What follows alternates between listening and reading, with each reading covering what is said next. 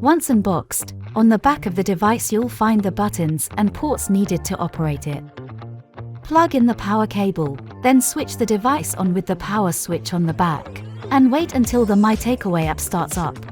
When the screen turns on, navigate to Settings, then Network Settings. Turn on and connect to your Wi-Fi network. Once connected, go back and open the MyTakeaway app to log in. And at last, you will have to refill your printer with a paper roll.